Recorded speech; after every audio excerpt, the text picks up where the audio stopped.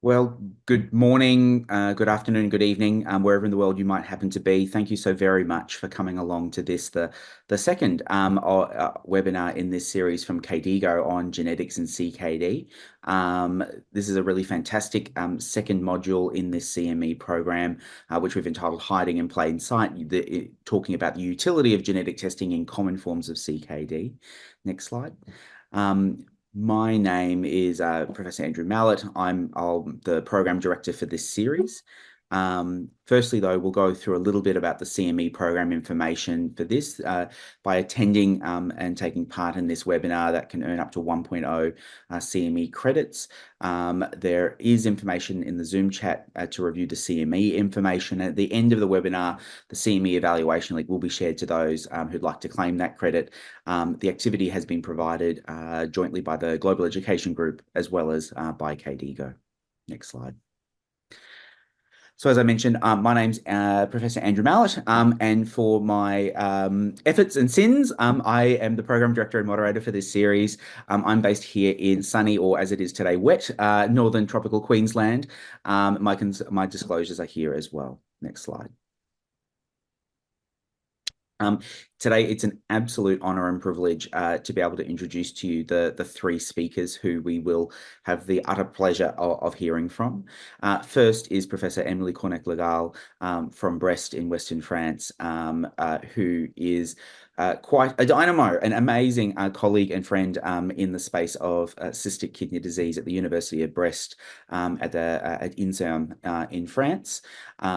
Second is Professor Judy Savige, who is, I'm so pleased to say, a eminent Australian clinician and researcher in the space of kidney genetics. And Judy is a professor of medicine at the University of Melbourne and Northern Hospital in Victoria here in Australia, and needs very little introduction, as does our third speaker today, Professor Katalin Susztac from the University of Pennsylvania in the United States. Katalin has made many, I think, seminal observations and discoveries in the space of kidney disease from a molecular perspective in these past few years, and has helped us to unpack and illuminate, I think, these underpinnings of both common and rare forms of kidney disease from a genomic and genetic perspective. Wonderful. So that brings us then to the first section of the talks today. Emilie, if you'd like to share your slides. Emilie today, Professor Emilie Cornec-Le Gall, will be presenting on the utility of genetic testing in cystic kidney diseases, which I think is a fantastic place for us to be starting today. And something that I certainly find myself being confronted with in clinic. And I look forward to hearing Emilie's thoughts on this space. And please, throughout the presentations, pop your questions into the Q&A box. We'll be walking through them at the very end of all three presentations. Thank you very much, Emilie. Over to you. Thank you very much, Andrew. Can you all see my slides in full? All right. Thank you, Andrew, for this very kind introduction, for leading this. I'd also like to thank the KDIGO team, and I'm very happy to be with all of you tonight, and especially to speak about this topic. And I must say, over the years, I've often heard colleagues from other centers, other countries saying, genetics in ADPKD, it's not necessary. Diagnosis is straightforward. You need ultrasound or MRI maybe, and genetic is for research. But this view is changing now, and nephrologists are increasingly integrating genetics into routine care. And my aim today is to highlight its evolving utility in ADPKD. So these are my disclosures. And PKD1 and PKD2 are the major genes in ADPKD, encoding polycystin-1, PC1, and PC2. Which are two glycoproteins functionally expressed at the primary cilia here. It's important to mention that 2024 was the 30th anniversary of PKD1 discovery by a consortium led by Peter Harris in 1994. So polycystin-1 and polycystin-2 so these two glycoproteins, to be functional, have to be correctly glycosylated, correctly folded, correctly cleaved, and the level of mature PC1 correlates with the disease severity. And in the recent years, several genes involved in the endoplasmic reticulum and playing a role in protein maturation and more specifically in N-glycosylation have been associated with atypical forms of polycystic kidney or liver disease. And other genes known to be associated with ciliopathy have also been rediscovered in the field of ADPKD. So while PKD1 and PKD2 account for roughly 80 to 85% altogether of the families, variants in other genes are identified in 5% of the ADPKD individuals. And so amongst those new etiologies of cystic kidney disease, I would like to highlight some examples. And monoallelic variants to EFT 140 were reported to cause ADPKD. So they were first reported in ADPKD in a collaborative study led by Peter Harris in Mayo Clinic, published in early 2022. IFT 140, as you can see on the left, is not a new gene in kidney diseases because biallelic variants were known for many years to cause a severe ciliopathy. And what was recently reported is the role of monoallelic variants in some forms of atypical ADPKD. IFT 140 is part of the AFTA complex, which associates to dynein, regulate the retrograde transport of protein along the cilia. And recently, collaborating with several centers in Europe, we have reported a cohort of 75 individuals. And you can see that the imaging pattern is quite remarkable with these large exophytic cysts. And so 90% of this cohort were classified as Mayo 2A. They tend to have a good renal prognosis, although 60% of the individuals after 60 years of age had CKD stage 3 or below. Several genes involved in N-glycosylation and protein folding have been associated with either polycystic kidney disease or polycystic liver disease, or both over the past few years. Here we have GANA, which was described in 2016. Renal prognosis is usually good, and some patients can have a severe polycystic liver disease. ALG8 was primarily described in a cohort of polycystic liver disease patients, but it can be associated with mild form of polycystic kidney disease. And ALG9 heterozygous loss of function variant can cause polycystic kidney disease of various severity, with here 67-year-old man who has CKD 3A and enlarged polycystic kidneys. And so what is important to mention is that the penetrance is highly variable, with individuals who have only a small number of cysts and others who have enlarged polycystic kidneys.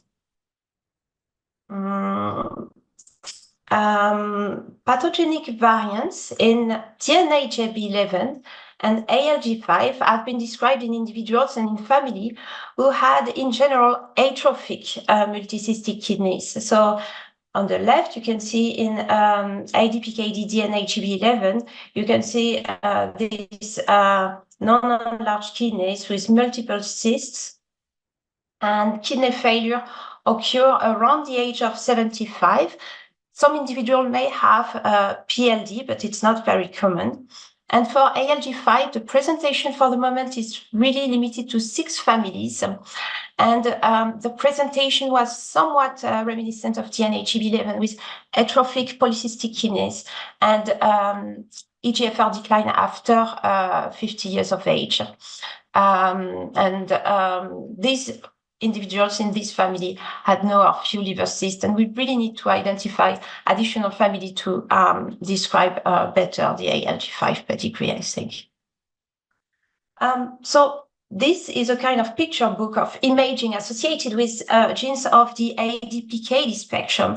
And you can see now that it goes way beyond PKD1. and PKD2. And actually, when we looked in the GenKIST cohort, which is a large cohort of 3,800 ADPKD patients from the western part of France, who all had genetic analysis, we found variants in 20 different genes, so from 2 to 20 different genes over 2 years, because in addition to the genes associated with the ADPKD spectrum, here are the phenocopies of ADPKD that you may occasionally encounter amongst patients who were initially diagnosed as having ADPKD. So recognizing this importance of a precision diagnosis in ADPKD has led to propose a new gene-based nomenclature in ADPKD. And this is, to my opinion, a very important aspect of the 2025 KDIGO guidelines on ADPKD that will be published online on January. So I will read this practice point. In ADPKD or ADPLD, a common nomenclature should include the disease name followed by the gene name. So you have, for example, ADPKD PKD1, ADPKD PKD2, and so on. And if you don't know the genotype, of course, it would be ADPKD. And if ADPKD remains genetically unresolved, because it's still the case in roughly 12% of the patients, it would also be ADPKD. But I think precision diagnoses are very important in ADPKD. So beyond diagnosis value, genetics is also provide prognostic information in ADPKD. And so this here is the GenKIST cohort in the western part of France, which is a cohort of ADPKD patients across 28 centers. And a bit more than 10 years ago, we showed that the type of PKD1 variant strongly influenced the renal outcome in ADPKD. And we subsequently developed the ProPKD score, which is a simple score integrating clinical and genetic information, allowing to stratify disease severity, as you can see on this here on these renal survival curves. And so you can see that it stratifies quite well the renal prognosis.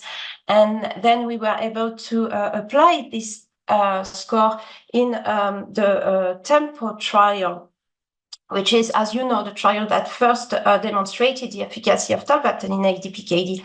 And we showed that in patients classified as low risk by the ProPKD, there was in fact no observable benefit of tolvaptan.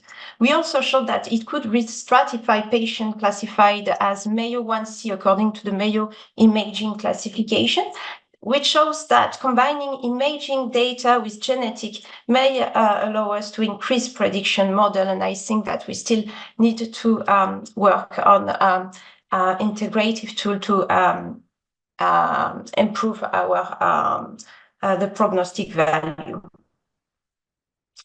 So, however, there are still challenges in variant interpretation in ADPKD. Here is a simple solvable example. So there is here this patient and a new, at that time, variant in PKD1 was described in this patient with, and this patient has a very typical form of ADPKD. This variant had never been reported at that time. It's absence of public database from ostensibly healthy individuals. Some in silico tools might predict that it is pathogenic, but it remains a variant of unknown significance. And there is something really you can do to help to reclassify this variant is to participate to the co-segregation analysis. And this is what was done here. You can see that all the other affected members of the family were also carrying this variant. And an unaffected sibling here is not carrying the variant, which is also in favor of the pathogenicity of this variant. And the larger is the co-segregation, the more reliable it is, and it might allow to reclassify this variant as likely pathogenic. So there are a large number of variants in ADPKD genes. The presence of variants of undetermined significance is a common situation. It's very important to have familial study and collaboration between molecular biologists, physician, genetic counselor, the co-segregation study can allow to reclassify a variant of unknown significance. It's important, to my opinion, to interpret the data with precise phenotypic information. Sometimes we really need to see the imaging with the genetic information. And variant databases such as Mayo variant database are very important, as well as international curation effort. And ultimately, I hope that we will have access to high throughput functional assays to better reclassify these variants. Before closing, genetics in ADPKD, what for? So we discussed already the prognostic implication, we discussed also this differential diagnosis in atypical form of ADPKD, but we should also mention selection of living kidney donor or preparing reproductive counseling and maybe considering doing genetic testing before, of course, in patients who would like to have pre-implantation genetic testing. Also, genetic might help to understand very early onset form of ADPKD, or understand or make the diagnosis when ADPKD is de novo and that you cannot use imaging-based diagnosis criteria. This is for today, but tomorrow, and by tomorrow I really mean tomorrow, because clinical trials are under preparation, allele-specific therapies will be developed, and knowing what is the disease-causing variant will be an absolute prerequisite. So performing genetic testing today is important. So last, here are my take-work message. So genetic testing provides diagnostic and prognostic information and can help to reclassify different forms of ADPKD with therapeutic implications. 5% of individuals with ADPKD have a causative variant in another gene than PKD1 and PKD2. And it's important because treatment are not the same. The diagnostic tools are not the same. The prognostic evaluation is not the same in these patients. The gene-based nomenclature in ADPKD promoted in the KDIGO ADPKD guidelines aims to provide a better appreciation and expected phenotype of each specific etiology.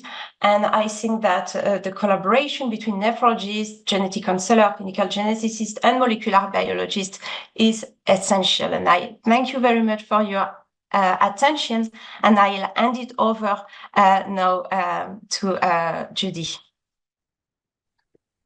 Wonderful. Thank you so very much, Emilie. Just while we're getting those next set of slides up with Judy, just reminding any questions anyone might have, pop them into the question box, the Q&A box, for us to go through at the end of the session today. And as per the questions that have been put already, the CME information is uploaded in the web chat there to be able to access. Over to you, Judy. Okay, thank you. And thank you to KDIGO for asking me to speak. So I'm going to address glomerular disease and the role of genetic testing. I have no financial or non-financial conflicts of interest to declare, but I am co-chair of the ClinGen Glomerulopathy VCEP. So I wanted to start off with talking about a patient whom I saw in the clinic. He is a 28-year-old man who had developed kidney failure at the age of 18 in his own country before he came to Australia. There was no obvious diagnosis. He'd actually gone to his GP because he was feeling tired. And he hadn't had any major illnesses beforehand. He hadn't taken any medication. Nothing had happened to him that would indicate the origin of his disease. He also had no family history of kidney disease, and his parents weren't related. He moved to another country, to Egypt, and he received a kidney transplant from his cousin, and he subsequently came to Australia, where he had a very small atrial septal defect detected. He had a renal biopsy in Egypt, but that was not available to us, and we didn't know what the cause of his kidney disease was. but we did look in with imaging at his native kidneys. There was no structural disease there. He had 2 kidneys, and there was nothing there of note. He did not develop any disease post-transplantation also. We did review him for Alport syndrome, thinking this could be a diagnosis in this man, but he had no hearing loss and he had no retinal abnormalities. So the question was, does he have a genetic disease? And you can see over on the right, his family tree. He's the only person in his family to have genetic disease, or to have, sorry, kidney disease. None of his 4 other siblings was affected at all. So what are the clues to a genetic disease? It may be that the person has the characteristic features of a known genetic disease. For example, in Alport syndrome, they may have the hearing loss, or they may have the Fleck retinopathy. The person might be young when they're presenting, when genetic diseases are more common, but we do see genetic diseases presenting now throughout life, even in middle age and in the elderly. Sometimes there's a family history of kidney disease. There may be extra-renal features, and the extra-renal features can really affect any system at all within the body. It may be that the parents are related. Sometimes there's just no other obvious cause for the disease. And I want to add another clue here also, is where you see a disease that normally occurs in an older age group, a much older age group, but you see it in a young person. For example, recently I saw a 17-year-old who presented with kidney failure and was demonstrated to have fibrillary glomerulonephritis, where usually the people who have a fibrillary glomerulonephritis are aged in their 60s. So we have looked at her for a genetic cause. There are, however, exceptions to these pointers to genetic disease. So you can't think that they are the only way to see or reason to suspect a genetic disease. So the features are often milder or atypical, especially with missense variants or in older people presenting with the disease. So we do see a lot of those pediatric conditions much later in life. Presentation at a young age, but the later onset can occur also, especially with the missense variants. Family history of kidney disease, but there's no family history with autosomal dominant disease when there's incomplete penetrance or a de novo mutation. Or with autosomal recessive disease, another family member who's affected will be much less common. Or in X-linked disease, if it's a small family, or the family is mainly women or young boys before they've had time to develop the kidney disease. Extra-renal features, the exceptions here, the features could be milder or absent or atypical. And again, mainly with the missense variants, which we see in more often in adults and in older people. So in this young man, were we crazy to look for a genetic disease? Well, we thought that his probable diagnosis was FSGS. This would explain his presentation simply with end-stage kidney failure. And he was demonstrated to have biallelic LAM2 nephropathy.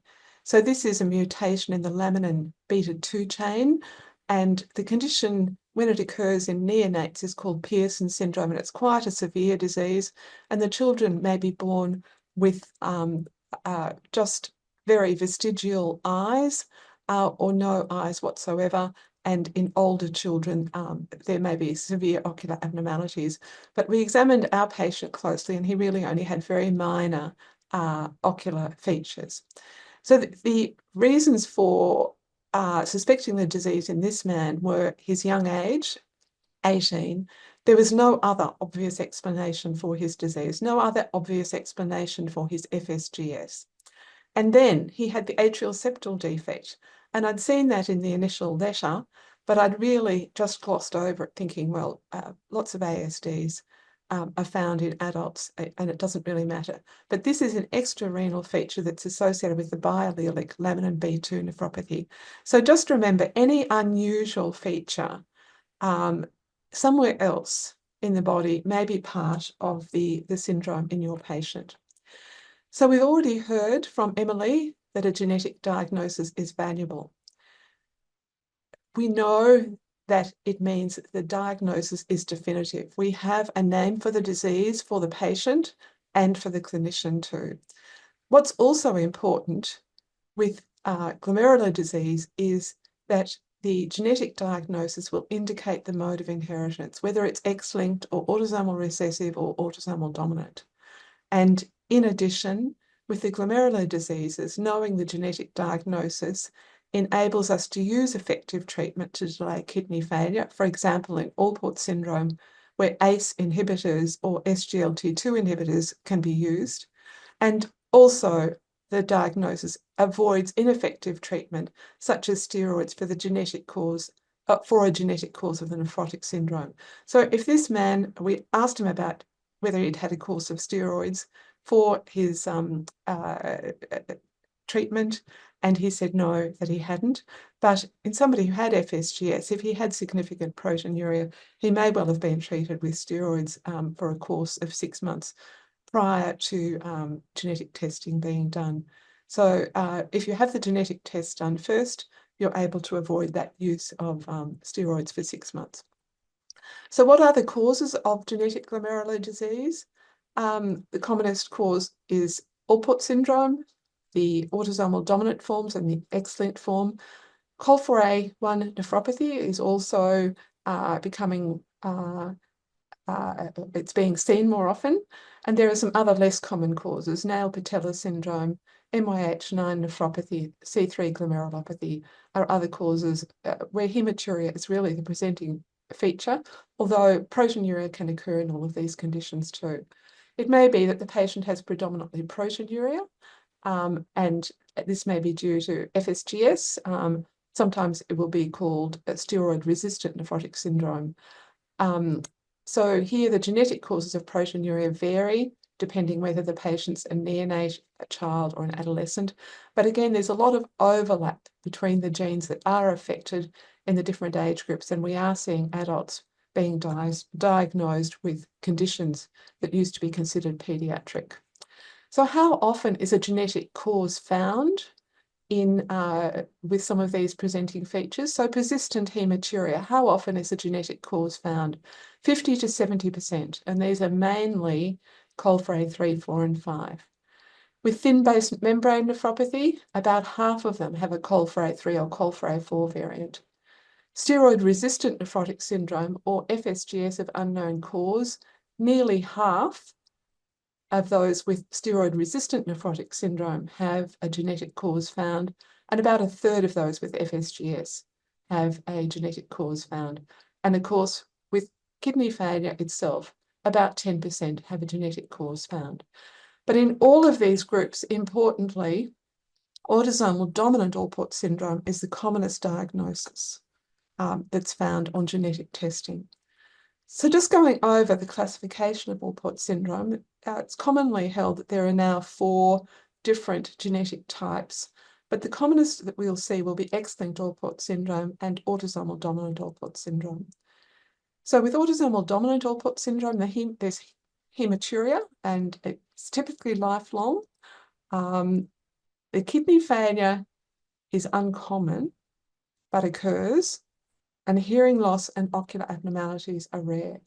X-linked Alport syndrome, it's a very classical phenotype with, in males, kidney failure by the age of 40 in most patients, and in some females by the age of 60, with the high tone sensory neural hearing loss, and with the ocular abnormalities, lenticonus and the Fleck retinopathy.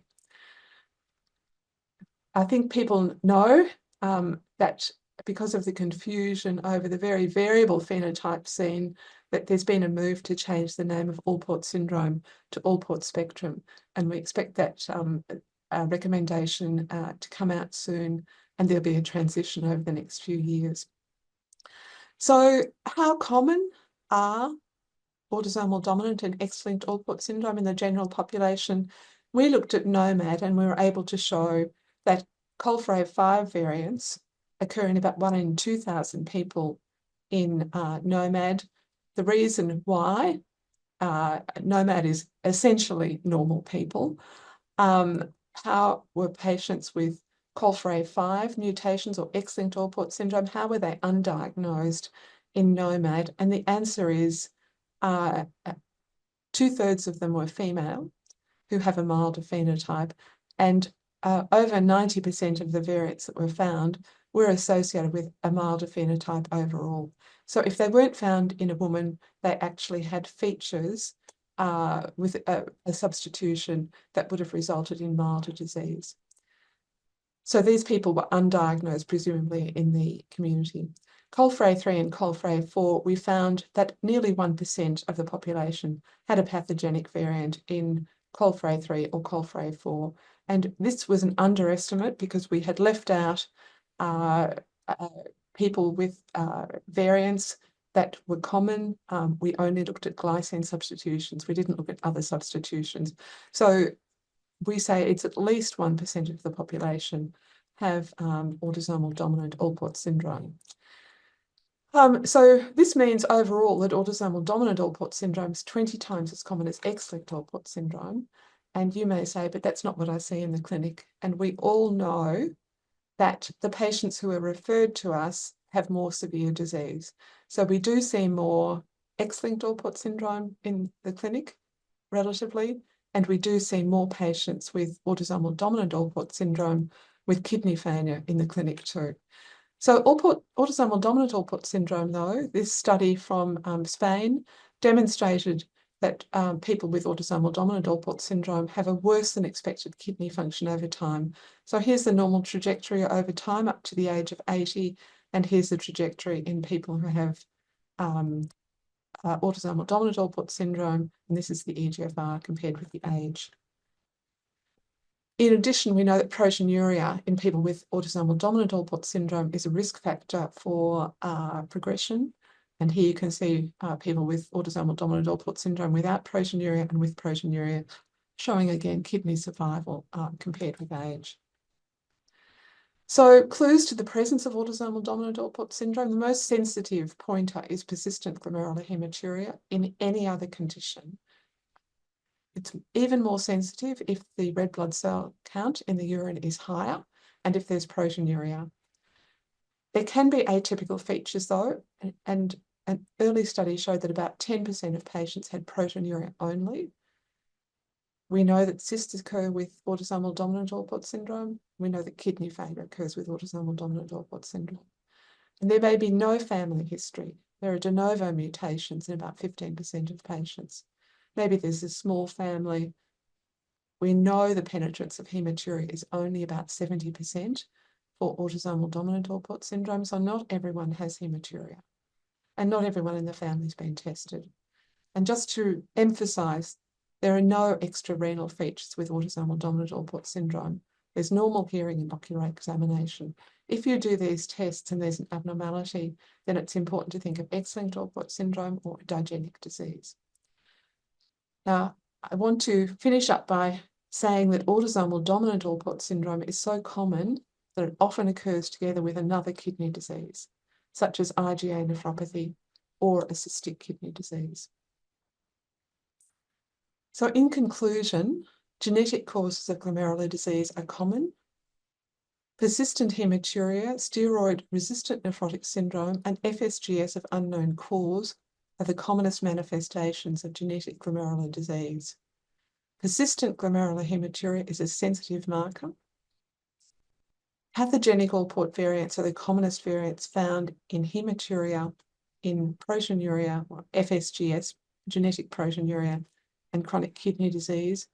And autosomal dominant Alport syndrome is associated with worse kidney function.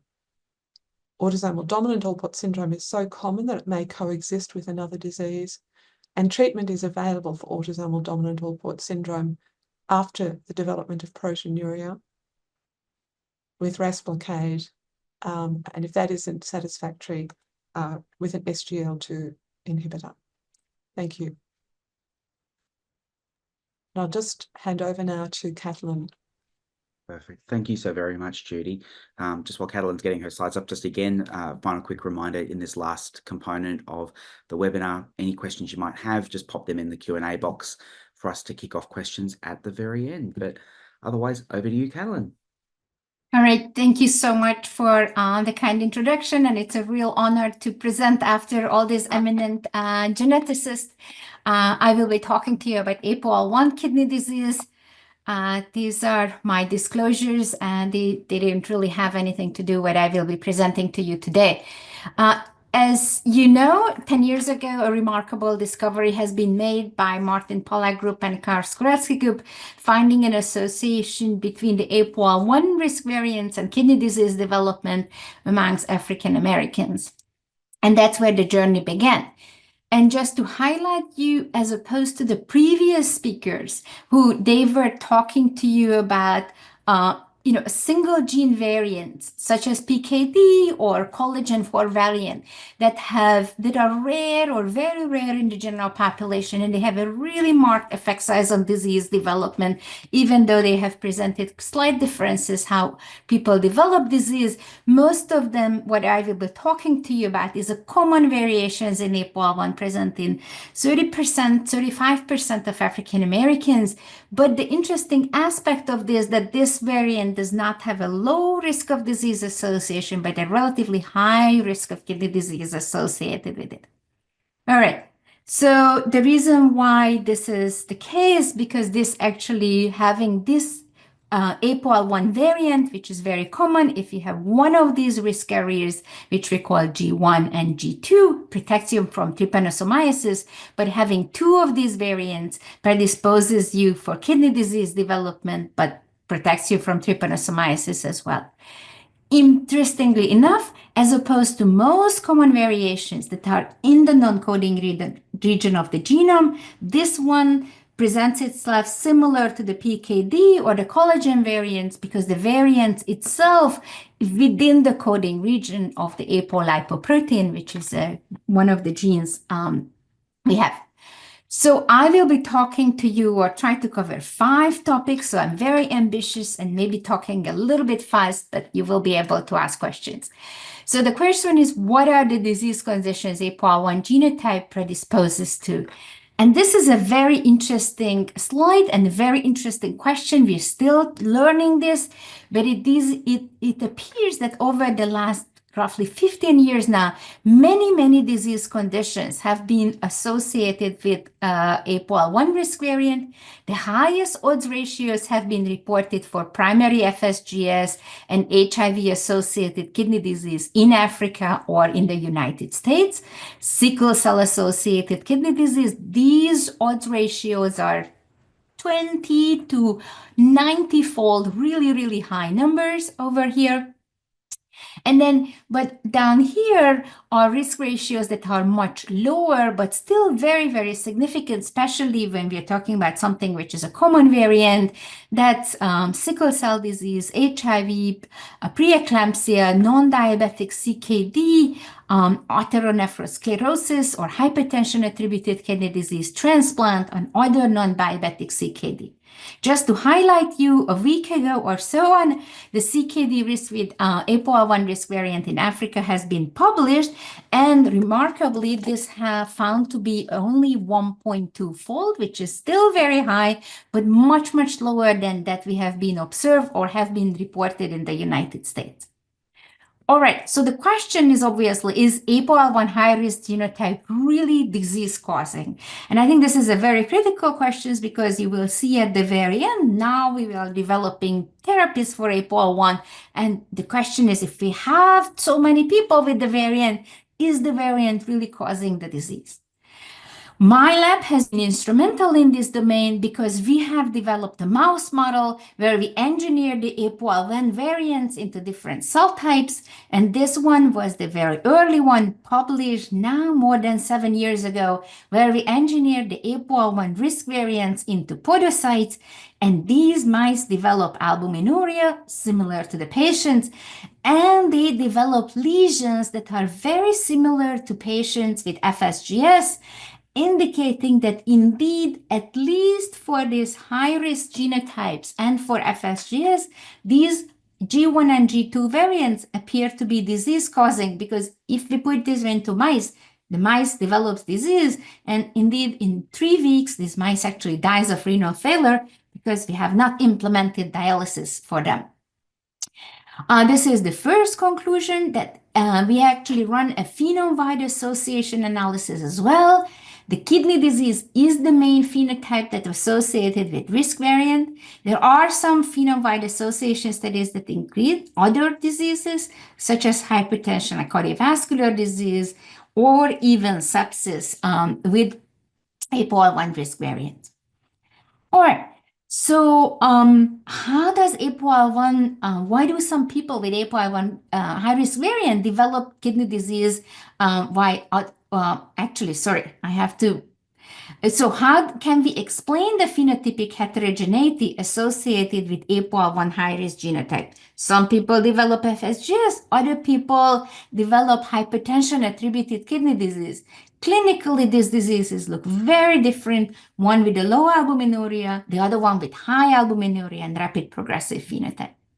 So what we found is that as opposed to the mice where when we put the APOL1 variants into podocytes, by looking at single-cell data and performing staining, we also found that APOL1 is also expressed in endothelial cells, not just in podocytes.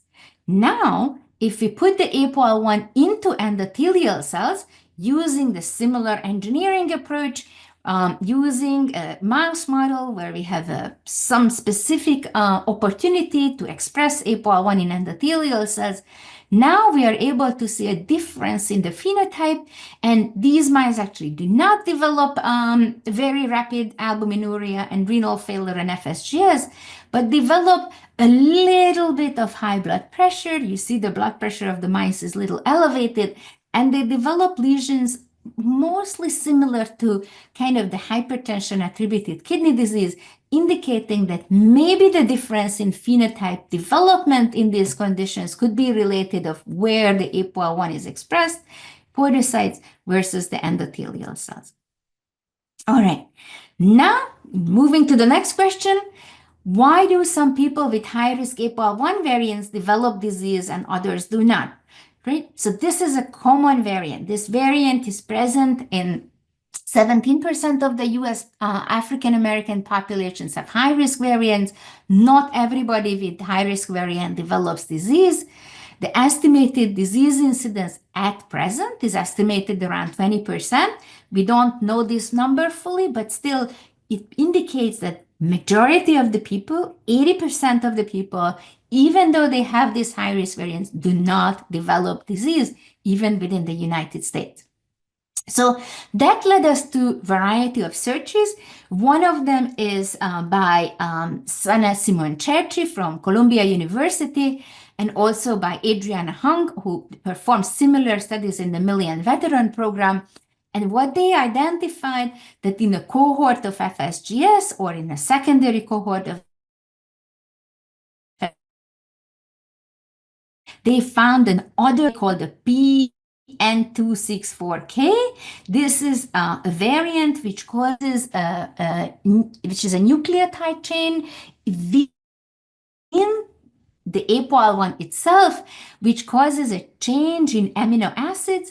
And if you have this variant, then you have the APOL1 high-risk variant, you have a markedly reduced risk of disease development in the primary cohort or in the secondary cohort.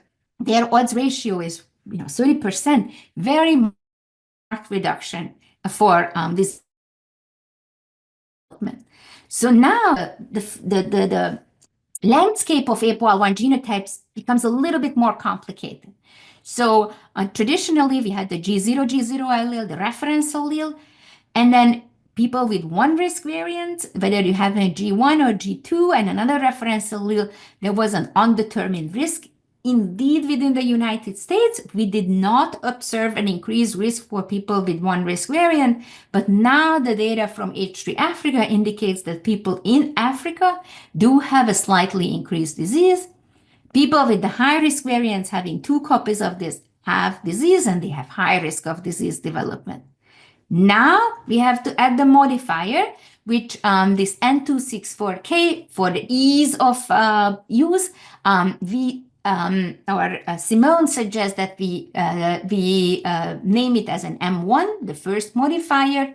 Now you have multiple genotypes. You have multiple genotypes on the reference background, but you have multiple genotypes also for the risk allele, and indicating that people who have G1, G2, like two risk alleles, or G2, G2 with the modifier, they would be moving down from this red area, from the high-risk genotype to maybe to the intermediate or low-risk genotype subjects. So that's a very important distinction, and it's very worth thinking about genotyping for the modifier. But in addition to the genetic modifier, there are other modifiers. If you look at the mouse model, in the mouse model, having simply just more G1 and G2 APOL1 was associated with more severe albuminuria over here, and mice with more G1 and G2 had more severe disease, indicating that the amount of APOL1 is modifiable. And the way we traditionally think about this now, that this is the risk genotype, which is basically just kind of the, a background risk. But now you need a trigger, and the trigger is the increase in APOL1 level. We know that in mice, cells, and human, interferon administration, COVID, or HIV, that associated with high interferon release is associated with very high risk of disease, such as HIV, HIV-associated kidney disease, or COVID-associated kidney disease, which we observed the last couple of years when COVID was very common in the United States.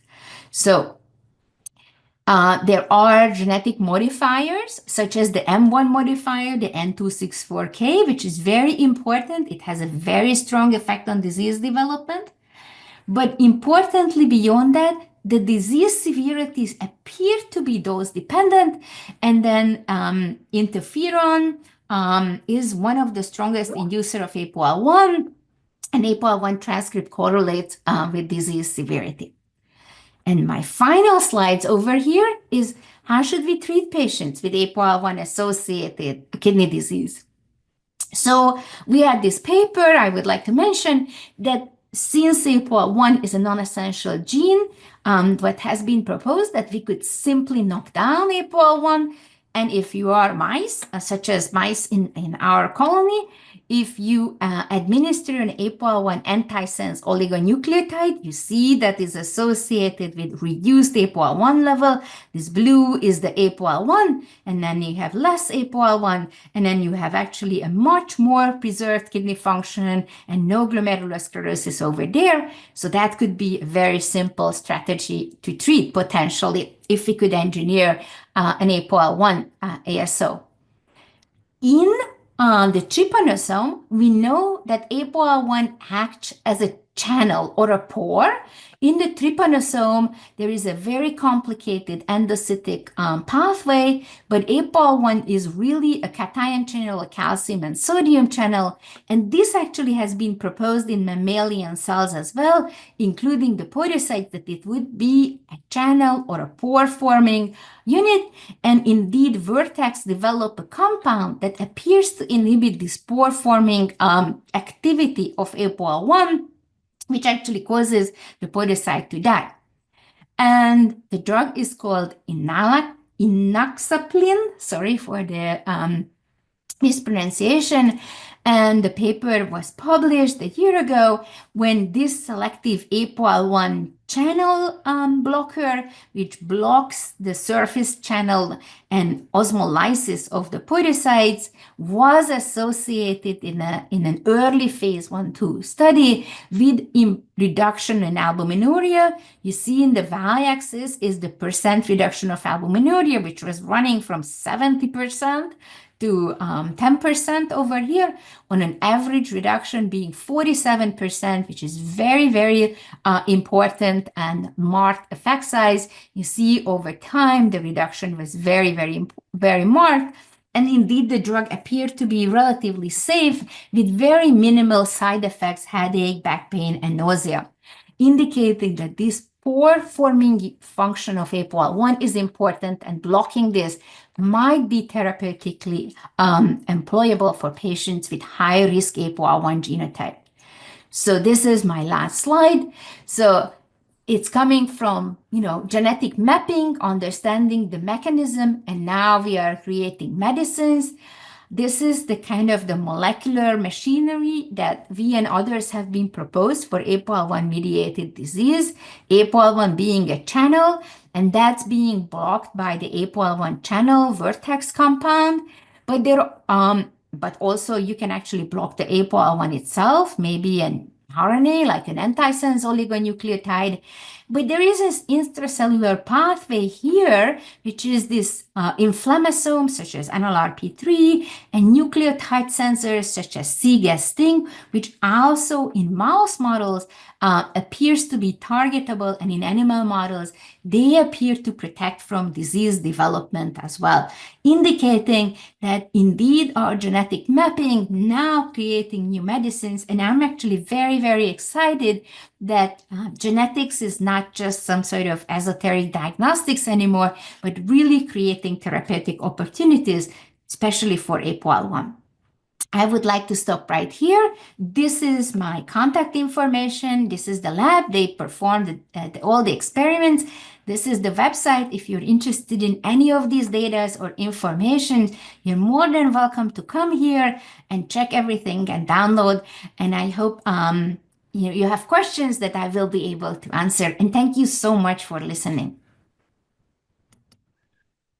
Wonderful. Thank you so very much, Katalin, as well as Emilie and Judy. Your three presentations were just spectacular and an absolute tour de force, and perfectly timed, I might add, as well, which is not easy to do in this format. In terms of the questions, we have got a couple that have come through over this last 50 or so minutes. The first one, I think, which is a really fascinating one, actually, Emilie, is directed to yourself. So when we're choosing patients or selecting patients to consider for genetic testing with kidney cysts or cystic kidney disease, which ones do you think we should prioritize or think most of in terms of considering genetic or genomic testing?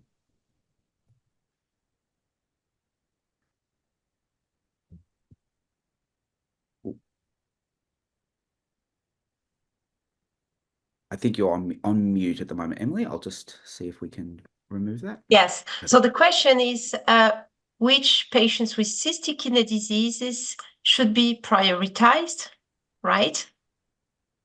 Okay.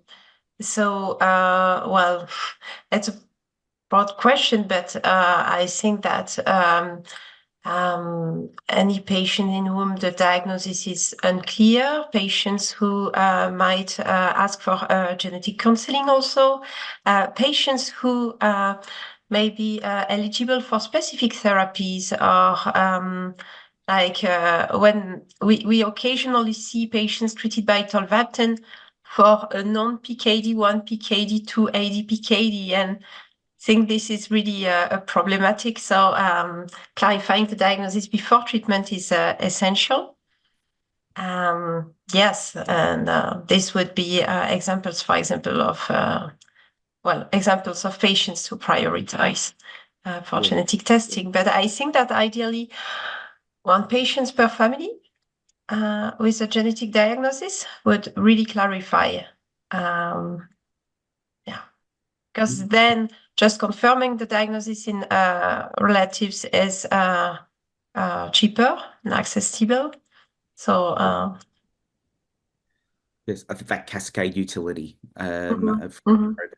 is important, isn't it? So the next question that's been raised is a really interesting one. Actually, I'd throw open to all panelists, but maybe especially yourself, Katalin, and Judy, is around obviously sometimes, I think, as Judy, you mentioned, these conditions don't happen in isolation. And are there scenarios where you might consider or actively think about, the dual occurrence of two disorders concurrently, whether that's APOL1 mediated kidney disease concurrently with an extra disorder, or Judy, a COL4A nephropathy with PKD. Any insights you might be able to give here? Well, I'll start off. So I think the commonest combination that we see is autosomal dominant Alport syndrome with IgA nephropathy. But really, you see IgA nephropathy in everything. It occurs in IgA, that abnormal IgA is found in 20% of the population. So it's found in 20% of the renal clinic if you do a biopsy. So it's the hematuria. Suspecting autosomal dominant all port syndrome is based on seeing hematuria. If you have a patient with IgA nephropathy and they say, oh, it's funny, I've got a kidney disease because my mother had one too. So then you think, well, she might have had IgA, but in fact, familial IgA nephropathy probably is due to another genetic kidney disease. So with a family history, and that's quite a common occurrence. Otherwise, just if there's exceptional, if there's hematuria when you don't expect it, or something that's a little bit unusual. It may not be autosomal dominant all port syndrome, but where there are features there that you don't expect. Mm-hmm. And Katalin, and APOL1 is a mediated kidney disease, which, in my part of the world, we don't have much at all experience of. Like, are there times where you might consider it concurrently with other disorders, or? For APOL1, this is the million-dollar question. So I think I think with maybe other monogenic diseases where the variants are rare, the phenotype is consistent with the expected phenotype, as Judy was saying, you may be in a good position. APOL1 risk variant is incredibly common. And I think the big question we have is APOL1 disease causing in everybody who has the APOL1 variant. There are many times we see other genetic conditions as well, especially when we had this meeting in Africa where 100 million people have high-risk APOL1 variant. Like, if they get kidney disease, is that all caused by APOL1? So I think right now we are focusing on a population. And that's why I showed the mouse model data that we think for the FSGS, for the specific phenotype of the collapsing FSGS, which develops very rapidly, we think that we have actually good data from mouse model that this is actually disease causing. For the other conditions, this is the big question. And I think we need to do experiments to kind of develop a signature. What is an APOL1 mediated disease and what is not? And to be honest, it could be a potentially interesting signature for other conditions as well, maybe for PKD as well, but we don't have so much data. I think, this could be an interesting test case for APOL1 because we have lots of people with the variants. And if we are able to define okay, this is like a disease-associated signature, use that for patients, and maybe we will have a treatment paradigm as well. So not just this is associated with APOL1, but response to therapy as well. I think this will be a really interesting next stage of genetics where, if we have targeted therapeutics, we could be able to tell, when the variant or the genetic abnormalities is really disease-causing and could be targeted.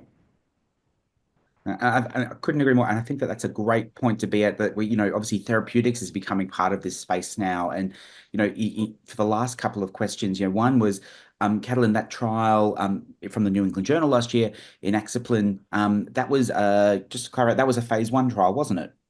Yeah, it was a phase 1 trial, but they showed the outcome. So it's kind of a late third stage of phase 1. Phase 1 should be just safety. So they should not show the outcome. Yeah. Yeah. And obviously one presumes that program's progressing, no doubt. Yeah, so I'm not part of it. I'm not affiliated with Vertex. I know the press release. There was a press release in April of 24 when Vertex had a press release that they are continuing a phase 2/3 study with the APOL1 variant. And I know somebody asked when we're going to have the phase 2/3 study results. It was not part of the press release. I'm very sure Vertex would like to have it as quickly as possible. So as us, the clinicians, but there was no timeline in the press release, so I don't have other privileged information. Absolutely. No, perfect. And I guess the last question, actually, Emilie, was directed around tolvaptan in ADPKD. You mentioned obviously that lack of evidence base outside of traditional PKD1 and 2 mediated disease. If you were to say have a patient who was referred to you on treatment and was found to have some other kind of cystic kidney disease, would that be an indication potentially to consider cessation of tolvaptan in your experience? Yes, I would think so, because there is no evidence for efficacy of tolvaptan in those patients. I have in mind some patients with OFD1 disease who were under tolvaptan, or sometimes patients with ALG9 who had a normal kidney function, but somewhat large cysts due to a smaller number of large cysts. And even the prognosis value of TKV within this population is not established. So yeah, I would definitely discuss cessation of treatment. And that's a situation I found myself in as well, and I couldn't agree more with that kind of approach. Given the lack of evidence base, what we do is based in evidence, generally, obviously as well. Now, obviously, we've reached the end of the hour. Thank you so very much for those who posed some questions, which have been amazing to prompt some discussion. Thank you to our speakers who have been just absolute rock stars, as you would imagine, in this setting. The webinar has been supported by an educational grant from Natera. And obviously, as was mentioned earlier, the CME link is there in the webinar chat, as well as the program evaluation survey. Please, here's also a QR code as well for that ability to receive credit from the CME webinar too. And with that, I'd like to finish with thanking again our three speakers, Professor Emilie Cornec-Le Gall, Professor Judy Savige, and Professor Katalin Susztac, for their absolutely fantastic presentations, which I think are just amazing and enlightening in this context. And with that, we'd like to conclude the second webinar in this series and invite you all to attend our third one, which will be in a couple of months' time. And in the interim, I hope you stay safe, well, and look forward to seeing you all soon.